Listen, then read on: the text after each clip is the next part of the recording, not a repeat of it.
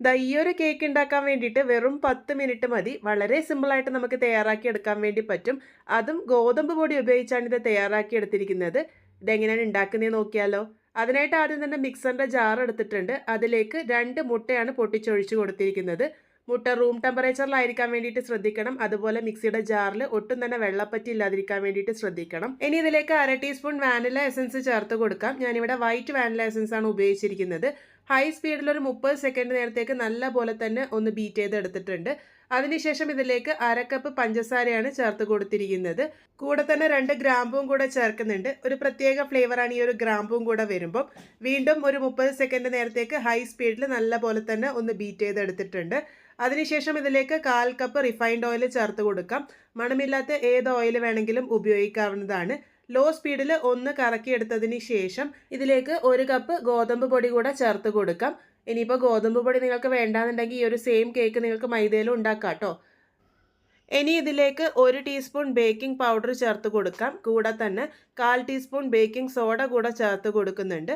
ഒരു നുള്ള് ഉപ്പും കൂടെ ചേർത്ത് കൊടുക്കാം. ആ ഒരു മധുരക്ക ബാലൻസായി കിട്ടാൻ വേണ്ടിയിട്ട് സഹായിക്കും. ഇനി ഇതിലേക്ക് 2 ടേബിൾ സ്പൂൺ പാൽപ്പൊടി കൂടെ ചേർക്കുന്നുണ്ട്. ഗോതമ്പ് പൊടി ഉപയോഗിച്ചുള്ള കേക്കിൽ പൊതുവെ പാൽപ്പൊടി ചേർത്താൽ നല്ല ടേസ്റ്റ് ആയിരിക്കും. കയ്യിലുണ്ടെങ്കിൽ എന്തായാലും ചേർത്ത് കൊടുത്തോളൂ.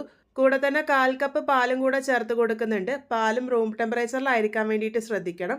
ആദ്യം 1/4 കപ്പ് ചേർത്തു. ഒന്ന് മിക്സ് ചെയ്തെടുത്തപ്പോൾ കുറച്ച് കട്ടിയായിട്ട് തോന്നിയത് കൊണ്ട് തന്നെ വീണ്ടും 1 ടേബിൾ സ്പൂൺ പാലും കൂടെ ഇവിടെ ചേർത്ത് കൊടുത്തിട്ടുണ്ട്.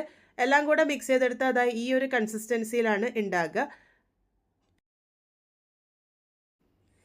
ഇനി ഇതിലേക്ക് നമ്മൾ ചേർക്കാൻ വേണ്ടി പോകുന്നത് ഗ്രേറ്റ് ചെയ്ത് വെച്ചിരിക്കുന്ന ക്യാരറ്റ് ആണ്. ചെറിയ ഗ്രേറ്ററിലൂടെ ഗ്രേറ്റ് ചെയ്തെടുത്തിരിക്കുന്നതാണ്. 1/2 കപ്പ് ചേർത്ത് കൊടുത്തിട്ടുണ്ട്.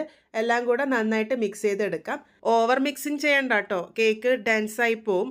ലൈറ്റായിട്ട് നമുക്കൊന്ന് മിക്സ് ചെയ്തെടുക്കാം. കട്ടിങ് ആൻഡ് ഫോൾഡിങ് മെത്തേഡ് ഉപയോഗിക്കുന്നതാണ് ഏറ്റവും നല്ലത്. അപ്പോൾ ഇതാ നമ്മൾ ചേർത്ത് കൊടുത്തിരിക്കുന്ന ക്യാരറ്റും കൂടെ നന്നായിട്ട് മിക്സ് ചെയ്തെടുത്തിട്ടുണ്ട്.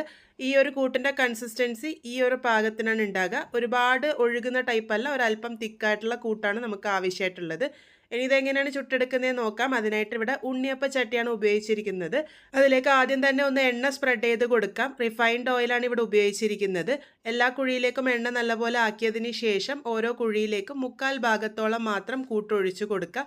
1/4 ഭാഗത്തോളം മാത്രം ഒഴിച്ചു കൊടുക്കാൻ വേണ്ടിയിട്ട് ശ്രദ്ധിക്കുക. ഇത് നന്നായിട്ട് പൊങ്ങി വരും. അപ്പോൾ ഇതാ എല്ലാ കുഴിയിലും ഇതുപോലെ ഒഴിച്ചു കൊടുത്തതിന് ശേഷം ഒന്ന് 2-3 പ്രാവശ്യം ടാപ്പ് ചെയ്തെടുത്തിട്ടുണ്ട്. അതിനുശേഷം ഇത് വേവിക്കാൻ വേണ്ടി വെക്കാം. ഇതുപോലെ ഒരു പഴയ തവ വെച്ച് അതിൻ്റെ മുകളിലേക്ക് വേണം വെച്ച് കൊടുക്കാൻ വേണ്ടിയിട്ട്.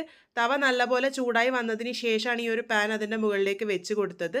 മൂടി വെച്ച് കൊടുക്കാം. അതിനെന്തെങ്കിലും ഹോളൊക്കെ ഉണ്ടെങ്കിൽ ഒന്ന് അടച്ച് വെച്ച് കൊടുക്കുക.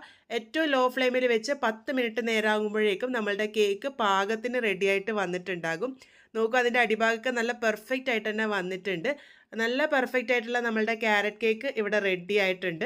ക്യാരറ്റും ഗോതമ്പ് പൊടിയും ഉപയോഗിച്ച് വളരെ സിമ്പിളായിട്ട് നിങ്ങൾക്ക് എപ്പോൾ വേണമെങ്കിലും ഉണ്ടാക്കിയെടുക്കാൻ വേണ്ടി പറ്റിയ നല്ലൊരു കേക്കിൻ്റെ റെസിപ്പിയാണ്. വൈകുന്നേരം കുട്ടികൾ സ്കൂളൊക്കെ വിട്ട് വരുമ്പോൾ ഈസി ആയിട്ട് നമുക്ക് തയ്യാറാക്കി എടുക്കാൻ വേണ്ടി പറ്റും. ഇനിയിപ്പോൾ വെക്കേഷനൊക്കെ അല്ലേ വരാൻ പോകുന്നത്, കുട്ടികളുടെ ഡിമാൻഡ്സ് കൂടുതലായിരിക്കും. ആ ഒരു സമയത്തും ഇത് ട്രൈ ചെയ്ത് നോക്കൂ. നല്ല പഞ്ഞി പോലെ സോഫ്റ്റ് ആയിട്ടുള്ള ഈ ഒരു കേക്ക് എല്ലാവർക്കും ഒരുപാട് ഇഷ്ടാവുന്നതാണ്. ഉണ്ടാക്കാനാണെങ്കിലും വളരെ സിമ്പിളാണ്. എന്തായാലും ട്രൈ ചെയ്ത് നോക്കൂ. ട്രൈ ചെയ്ത് ഫീഡ്ബാക്സ് ഒക്കെ പറയാൻ മറക്കരുത്. വീണ്ടും ഒരു നല്ല റെസിപ്പിയുമായി കാണാം.